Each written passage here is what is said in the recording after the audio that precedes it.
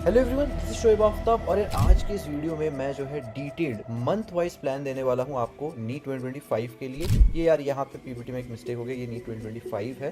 ठीक है यार, तो जैन वाला प्लान है जो अभी आपका जनवरी मंथ स्टार्ट होने वाला है, उसके अंदर आपको क्या क्या चीज़ें करनी है वो मैं एकदम डिटेल्ड एक्शन प्लान आपको भी बताने वाला हूँ, जिससे आप इस वीडियो को अगर आप देखते हो तो आपको पता होगा कि जो अभी का मंथ आने वाला है वहाँ पे आपको एग्जैक्टली क्या क्या चीज़ें करनी है। सर ये सीरीज़ मैं कंटिन्यू रखूँगा, जस्ट फेब मंथ के भी 2 दिन पहले मैं एक वीडियो रिलीज़ करूँगा जिसमें मैं फेब का डिटेल्ड एक्शन प्लान बताऊँगा, मार्च से पहले मार्च का और अप्रैल से पहले अप्रैल का। ठीक है, सो यार आज की वीडियो में एक तो मैं ब्रॉड आउटलाइन भी बताऊँगा कि हाँ जैन फेब मार्च अप्रैल में हम क्या क्या सोचना है, हमें क्या क्या चीज़ें प्लान करनी है, क्या क्या चीज़ें पढ़नी है, क्या क्या चीज़ें नहीं पढ़नी है, क्या गलतियाँ नहीं करनी है और क्या रिविजन कैसे करना है, प्लस जैन का मैं थोड़ा डिटेल में बताने वाला हूँ। तो चलिए यार बिना टाइम वेस्ट किए इसको शुरू करते हैं। सबसे पहले यार मैं आ रहा हूँ यहाँ पे मंथ वाइज डिवीजन पे कि कौन से मंथ पे हमें किस पे फोकस करना है, किस तरीके से हमें सारे सिलेबस को कंप्लीट करना है।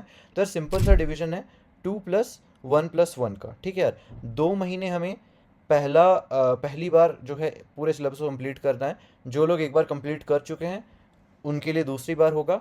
1 महीने के अंदर एक और रिवीजन और लास्ट मंथ में एक और रिवीजन। लेकिन ये जो रिवीजन्स होंगे ये डिफरेंट टाइप के रिवीजन होंगे, ये आपके कंप्लीट रिवीजन नहीं होंगे, ये आपके एक एक वर्ड या एक एक लाइन या पूरा पूरा चैप्टर पढ़ के नहीं होंगे। सारे रिवीजन का तरीका अलग होगा, किसी पर हमें मॉक टेस्ट पे ज़्यादा फोकस रहेगा, कहीं पे हमें प्रीवियस ईयर पे ज़्यादा फोकस रहेगा, तो कहीं पे हमें हाई टॉपिक्स पे ज़्यादा फोकस रहेगा।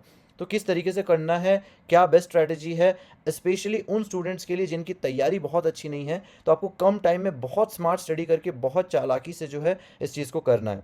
सबसे पहले मैं स्टार्ट करूँगा जैन मंथ का। हमारा जो यहाँ पे फोकस है, फोकस रहेगा बैकलॉग्स पे और कंप्लीट सिलेबस हमें करना है। जितने भी हमारे चैप्टर्स बाकी है, जो भी बैकलॉग है, सब कुछ कंप्लीट करना है विथ थोड़ा बहुत रिविजन। ठीक है, with little bit of revision. और मॉक टेस्ट की फ्रीक्वेंसी जैन मंथ में रहेगी 1 पर वीक। ठीक है, अब यार मैं आपको फेब का प्लान बता रहा हूँ, मार्च का बता रहा हूँ और अप्रैल का बता रहा हूँ थोड़ा थोड़ा। फेब में हमारा रहेगा फोकस रिवीजन और 12th पे। मार्च में रहेगा 1 complete revision with focus on 11th syllabus. April में रहेगा final revision with complete focus on mock test. ठीक है यार, अब यार मॉक टेस्ट की जब बात आ रही है, मॉक टेस्ट फ्रीक्वेंसी पे जब बात आ रही है, तो मैं आपको एक चीज़ के बारे में बता दूं, सिर्फ क्लासेस करने से आपको बहुत ज़्यादा फ़ायदा नहीं मिलने वाला है। स्टूडेंट्स की सबसे बड़ी प्रॉब्लम ही ये है कि वो क्लासेस सारी अटेंड करते हैं, वन शॉट देखते हैं, वीडियो लेक्चर्स देखते हैं, लेकिन एनसीईआरटी भी पढ़ लेते हैं, लेकिन वो मॉक टेस्ट की प्रैक्टिस नहीं करते हैं। सारे टॉपिक सॉल्व कर लिया लेकिन एग्जाम में मार्क्स नहीं आ रहे। तो सिंपल सा उसका आंसर है यार, आपको बहुत ज़्यादा मॉक टेस्ट प्रैक्टिस करनी होगी। और यार जो भी कॉन्सेप्ट्स आप उसको सीख रहे हो ना, आपको उसको रियल लाइफ में अप्लाई करने आना होगा। एग्जाम में आपको उसको अप्लाई करना आना चाहिए। वो आप सीखोगे question practice, mock test practice. और यार प्रैक्टिस के लिए जो बेस्ट प्लेटफॉर्म है वो यहाँ पे नीट के लिए टेक्स्ट बुक है। इनके टेस्ट सीरीज में आपको 192 प्लस से भी ज़्यादा टेस्ट जो है यहाँ पे मिलेंगे। टेस्ट सीरीज है with 44 plus previous year papers के साथ, जो कि मार्केट में किसी भी अभी के टेस्ट सीरीज में अवेलेबल नहीं है। और सबसे बड़ी बात, इनके टेस्ट का जो इंटरफेस है, जो मैं अभी यहाँ पे डिस्प्ले भी कर रहा हूँ, बहुत अमेजिंग है। बिल्कुल एग्जाम वाली जो है आपको फील देता है, आपको बिल्कुल एकदम जो रियल फील आती है, जैसे आप जेई मेंस वगैरह के एग्जाम वगैरह देते हो तो आपको एकदम रियल फील उसी टाइप का आने वाला। सबसे इंटरेस्टिंग बात है यार कि ये सब आपको मिलता है 1 रुपीज़ पर डे से भी कम में, बहुत लोवेस्ट प्राइस है। आप मेरा कोड भी यहाँ पे यूज़ कर सकते हो, नीचे आपको डिस्क्रिप्शन पे मेरा कोड मिल जाएगा, यहाँ पे आपको एक्स्ट्रा डिस्काउंट मिलेगा। और अभी ईयर एंड पे जो है सेल चल रही है 31st तक, तो 31st तक इस चीज़ को आप बाई कर सकते हो, ईयर एंड सेल मिलेगा। आप मेरा कोड भी यूज़ कर लो या फिर नीचे जो लिंक है उसको क्लिक कर लो, आपको डिस्काउंट के साथ वो मिल जाएगा। सो यार अब हम आगे बढ़ते हैं हमारे वीडियो टॉपिक। सो जैसे कि मैंने फेब में बोला, हमारा रिवीजन पे रहेगा, क्योंकि यहाँ पे देखो हमने जैन में रिवीजन करने की कोशिश की, लेकिन हम इतने ज़्यादा रिवीजन नहीं कर पाएंगे। ऑब्वियसली अगर कोई स्टूडेंट बहुत ज़्यादा टॉपर नहीं है, अगर कोई नॉर्मल स्टूडेंट है, एवरेज स्टूडेंट है, इनफैक्ट मैक्सिमम जो 90% जो जनता है अभी, उनके बैकलॉग्स होंगे, उनका सिलेबस कंप्लीट नहीं होगा, तो जैन में आप नहीं कर सकते हो बहुत ज़्यादा रिवाइज। फेब में आप जो है आपका रिवीजन ज़्यादा कर पाओगे और साथ ही साथ आपका फोकस रहना चाहिए 12th सिलेबस पे। अगर आप एक ड्रॉपर हो तो आप 12th सिलेबस पे फोकस कर लो, अगर आप एक 12th क्लास के साथ अपियरिंग स्टूडेंट हो, देन ऑब्वियसली आप 12th पे फोकस करोगे ही सही, बिकॉज आपके बोर्ड्स चल रहे होंगे, तो आप बोर्ड्स के साथ साथ जो है 12th पे फोकस रख के रिवीजन आप कर सकते हो। मार्च में आपको एक पूरी कंप्लीट रिवीजन करनी है सारे पूरे कंप्लीट सिलेबस की, लेकिन आपका यहाँ पे फोकस रहेगा 11th सिलेबस पे, क्योंकि 12th की सिलेबस आप फेब में कर चुके हो, अब आप मार्च में 11th का सिलेबस रिवाइज कर रहे होगे। अप्रैल में आपका फाइनल रिवीजन रहेगा, यहाँ पे दोनों में आपको इक्वल वेटेज देना है, इक्वल फोकस रखना है, और मॉक टेस्ट पे आपको ज़्यादा फोकस करना है इस पर, ठीक है। अब देखो जनवरी का डिटेल प्लान, जैसे कि मैंने आपको प्रॉमिस किया था, मैं आपको जैन का डिटेल में बताऊंगा कि अभी इस मंथ जो जैन स्टार्ट हो रहा है तो उसमें आपको क्या क्या करना है। तो सिंपल प्लान है यार, 12 आवर्स की सेल्फ स्टडी करनी है। अब देखो कोचिंग आपका ख़त्म हो गया है, नहीं ख़त्म हुआ है तो कोशिश करो कि यार ख़त्म हो जाए, या फिर मोस्टली जो स्टूडेंट्स हैं अब कहीं ना कहीं सेल्फ स्टडी पे आ जाते हैं जैन पे, तो मैं कहूँगा 12 आवर्स आपको सेल्फ स्टडी करनी है इस पॉइंट ऑफ टाइम पे। मेरे हिसाब से कोचिंग से ज़्यादा इफेक्टिव होगी कि आप सेल्फ स्टडी पे ज़्यादा फोकस करो। 6 घंटे बैकलॉग, 6 घंटे रिविजन, ये प्लस नहीं है यार, ये इक्वल है, ठीक है। तो ये जो है ये इक्वल है, तो यहाँ पे 12 घंटे का मतलब है आपको 6 घंटे फोकस करने हैं अपने बैकलॉग्स पे, 6 घंटे आपको फोकस करना है रिवीजन पे। सो यार अब मैं आ रहा हूँ बैकलॉग्स पे। बैकलॉग आपको करना है 1 चैप्टर पर डे। 31 आपके पास डेज है जैन के अंदर, तो जैन में 31 चैप्टर्स आप जो है बैकलॉग कवर कर सकते हो, और मेरे हिसाब से इस पॉइंट ऑफ टाइम पे आपके इतने ही बैकलॉग्स होंगे यार। किसी भी स्टूडेंट के out of 78 chapters I don't think so कि 31 चैप्टर से भी ज़्यादा बैकलॉग होंगे। अगर उससे भी ज़्यादा बैकलॉग है फिर तो यार आपका कहीं ना कहीं मेजर सिलेबस ही नहीं हो रखा है, ठीक है। तो 78 चैप्टर में से 30 चैप्टर के आसपास बैकलॉग या उससे कम आपके पास बैकलॉग होंगे। आपका टारगेट होना चाहिए 1 चैप्टर पर डे एटलीस्ट आपका बैकलॉग क्लियर हो। उसको आप कैसे क्लियर कर सकते हो, जैसे कि आपका टाइम तो लिमिटेड है बिल्कुल, आपको 6 घंटे के अंदर अंदर ही जो अपना सारा बैकलॉग सिलेबस कंप्लीट करना है।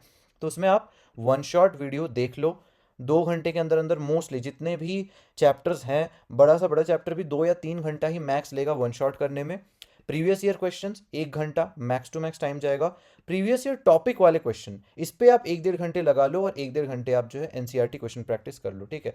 तो अब वो टाइम आपको डिवाइड करना पड़ेगा, 6 घंटे के अंदर अंदर आपको ये 3 चीज़ें एटलीस्ट करनी है। Previous year question, previous year topic वाले क्वेश्चन, कि यार ये जो पीवाईक्यू है, ये जिस टॉपिक से आया है उस टॉपिक के मैं थोड़े और क्वेश्चन प्रैक्टिस करूँ, उस टॉपिक से रिलेटेड और क्वेश्चन प्रैक्टिस करूँ, क्योंकि यार कहीं ना कहीं अगर आप पेपर्स देखोगे, प्रीवियस ईयर पेपर्स का एनालाइज करोगे, एग्जैक्ट पीवाईक्यू अगर रिपीट नहीं भी हो रहा है तो मैक्सिमम क्वेश्चंस वहां से आ रहे हैं जहां से वो पीवाईक्यू जिस टॉपिक से आ रखा है, यानी कि टॉपिक सेम है लेकिन प्रीवियस ईयर क्वेश्चन चेंज हो रहा है। तो आपको प्रीवियस ईयर क्वेश्चन के साथ साथ प्रीवियस ईयर टॉपिक्स भी जो है करने हैं, ठीक है। साथ ही साथ यार आप एनसीईआरटी बेस्ड क्वेश्चन प्रैक्टिस भी करो, क्योंकि कहीं ना कहीं अब जो है असर्शन रीजन क्वेश्चंस बहुत ज़्यादा आते हैं, देन आपके मैच द फॉलोइंग वाले क्वेश्चन बहुत आते हैं, स्टेटमेंट वाले क्वेश्चन बहुत आते हैं, ठीक है। देन रिवीजन वाले पार्ट पे आ रहे हैं, यानी कि ये बैकलॉग वाला पार्ट हो गया है, अब मैं आ रहा हूँ रिवीजन वाले पार्ट पे। तो रिवीजन वाला पार्ट यानी कि वो चैप्टर जो आपने ऑलरेडी पढ़ रखा है, आपको ऑलरेडी उसके बारे में आइडिया है, आप ऑलरेडी उस पर मॉक टेस्ट दे चुके हो, देन वहाँ पे आपको वन शॉट देखने की कोई ज़रूरत नहीं है। चुपचाप एनसीईआरटी पढ़ो, एनसीईआरटी पे बेस्ड क्वेश्चन प्रैक्टिस करो, अपने प्रीवियस ईयर क्वेश्चंस देख लो, प्रीवियस ईयर टॉपिक पे बेस्ड क्वेश्चन प्रैक्टिस कर लो, ठीक है।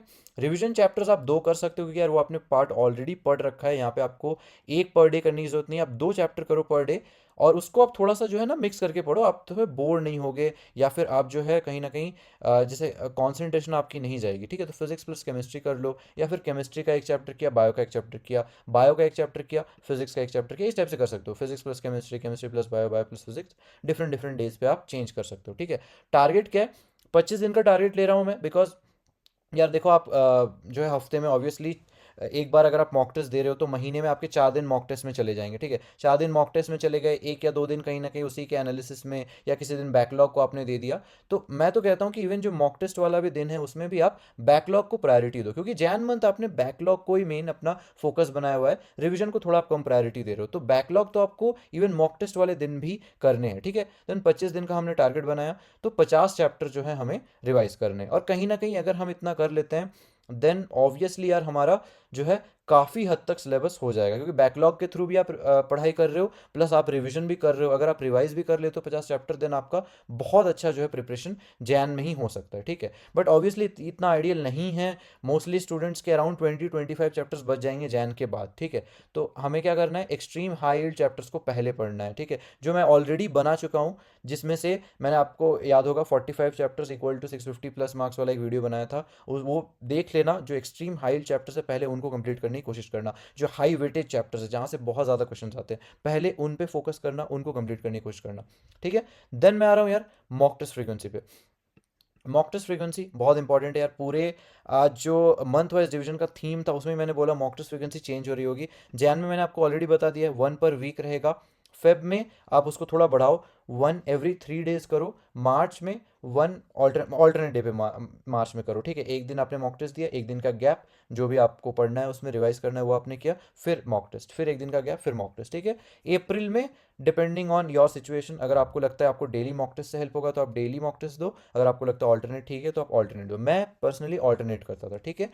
इसके अलावा टेस्ट सीरीज या कोचिंग के जो भी टेस्ट चल रहे हैं वो तो आपको देने ही हैं, लेकिन वो थोड़े मेरे हिसाब से वो थोड़े कम फ्रीक्वेंसी में चलते हैं। जैसे हमारे में मोस्टली जैन में वो यही फ्रीक्वेंसी से चल रहे थे, 1 पर वीक। फेब और मार्च में फ्रीक्वेंसी इंक्रीज हो गई थी, 1 एवरी 3 डेज, 1 एवरी 4 डेज हो गया था, तो वो बिल्कुल सेट बैठ रहा था जो मैंने बताया। अगर आपका सेट बैठता है तो आप कोचिंग वाला फॉलो करो, नहीं बैठता है तो आप खुद से मॉक टेस्ट अपेयर करने की कोशिश करो, ठीक है। रिसोर्सेज पे मैं एक बार आ रहा हूँ। रिसोर्सेज आपको यार देखो, एक ही मेन रिसोर्स है एनसीईआरटी।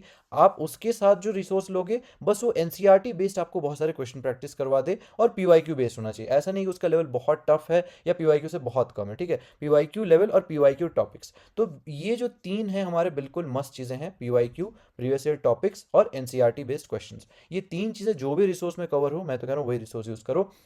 और जो रिसोर्स आप पहले से यूज़ करते आ रहे हो, यानी कि मोस्टली स्टूडेंट्स का वो होगा अपने कोचिंग का मटेरियल, तो अपने कोचिंग का मटेरियल आप पहले से यूज़ कर रहे हो, पहले से उसको इस्तेमाल कर रहे हो, आपने पढ़ा उसी से, आप उस चीज़ को यूज़ करो और कंटिन्यूअसली उसको फॉलो करते रहो, ठीक है। सो यार, होपफुली आपको जैन मंथ का एक आइडिया लग गया होगा, और मैंने एक ब्रॉड आइडिया भी बता दिया है कि फेब में आपको क्या करना है, मार्च में क्या करना है और अप्रैल में क्या करना है। अब यार फेब का जो डिटेल प्लान होगा, एक्शन प्लान, वो मैं जस्ट फेब स्टार्ट होने से पहले बता दूंगा। Same for March, same for अप्रैल, ठीक है। तो यार इस सीरीज़ को फॉलो कर लेना, और इसके साथ साथ मैं और भी बहुत सारे सब्जेक्ट वाइज वीडियोस हो गए या फिर एनसीईआरटी वाले वीडियोस हो गए, सब में डिफरेंट डिफरेंट वीडियोस में अब लाता रहूँगा।